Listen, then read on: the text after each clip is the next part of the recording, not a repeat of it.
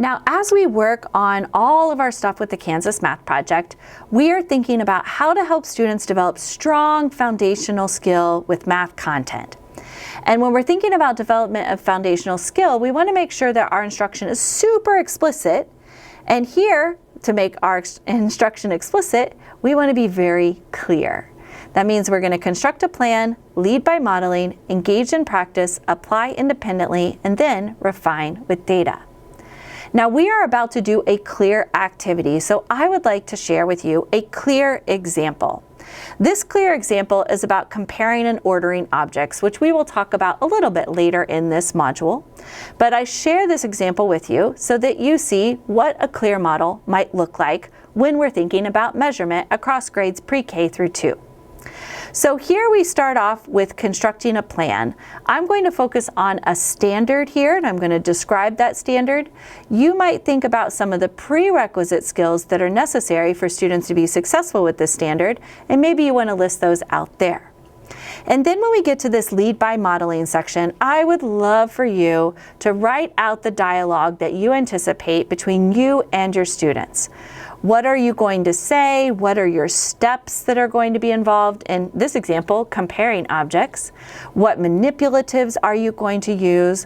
What language is going to be important to emphasize? And how are you going to engage students even when you are doing the modeling? Notice how this is a dialogue back and forth between the teacher and students. This is not just a whole bunch of teacher talk.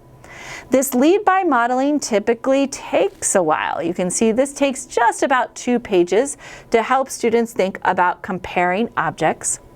And then you will get into the engage in practice.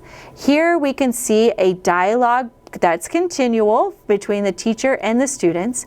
And now the students are doing the problem with the teacher. So what language does the teacher use to make sure that the students are actively involved doing that problem alongside the teacher? Still, we see a lot of use of manipulatives, a lot of great use of math language, a lot of use of step-by-step explanations. And then finally, we get to the point where we're going to think about, well, how are students going to apply this independently?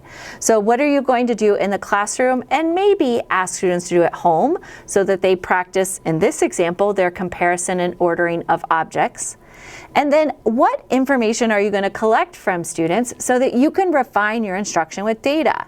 So are you going to do observations? Are you going to engage students in dialogue and listen to their responses? Are you going to collect student work samples? Are you going to do error analyses? What are you going to do in terms of data collection so that you can really make sure that your instruction is top notch? Now, this was my example of a clear model for this module. It's your opportunity to knock my socks off and do something better.